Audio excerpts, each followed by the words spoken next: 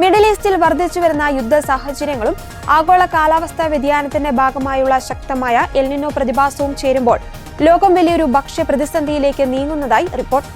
ആഗോളതലത്തിൽ ഭക്ഷ്യസുരക്ഷയും സാമ്പത്തിക രംഗത്തെയും ഒരുപോലെ ബാധിക്കുന്ന രണ്ട് പ്രധാന വെല്ലുവിളികളാണ് ഇപ്പോൾ ഒരേ സമയം ലോകത്തിന് മുന്നിലെത്തിയിരിക്കുന്നത്.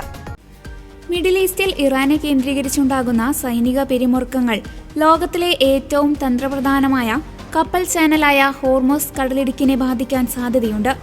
ആഗോളതലത്തിൽ എണ്ണയുടെയും മറ്റ് പ്രധാന ധാന്യങ്ങളുടെയും ഗതാഗതത്തെ ഇത് ദോഷകരമായി ബാധിക്കും. ഇന്ധനവില വർദ്ധിക്കുന്നതോടെ കാർഷിക ഉൽപാദന ചെലവും ആഗോള ഭക്ഷ്യവിലയും കുതിച്ചുയരുമെന്നാണ് മുന്നറിയിപ്പ്.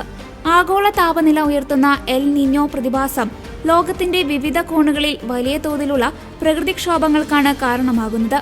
ഏഷ്യയിലും ആഫ്രിക്കയിലും കടുത്ത വരൾച്ചയും ആഫ്രിക്കൻ രാജ്യങ്ങളിൽ പെയ്യുന്ന അസമയത്തുള്ള അതിശക്തമായ മഴയും കൃഷിയെ വ്യാപകമായി നശിപ്പിക്കുന്നു.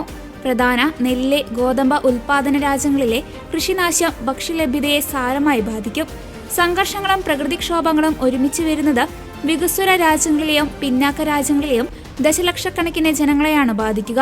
പല രാജ്യങ്ങളിലും പട്ടിണി കിടക്കുന്നവരുടെ എണ്ണം വൻതോതിൽ വർദ്ധിക്കാൻ ഇത് കാരണമാകും. ഐക്യരാഷ്ട്രസഭ ഉൾപ്പെടെയുള്ള അന്താരാഷ്ട്ര സംഘടനകൾ ഈ സാഹചര്യത്തിൽ ഉടനടി ഇടപെടണമെന്നാണ് വിദഗ്ധർ ആവശ്യപ്പെടുന്നത്.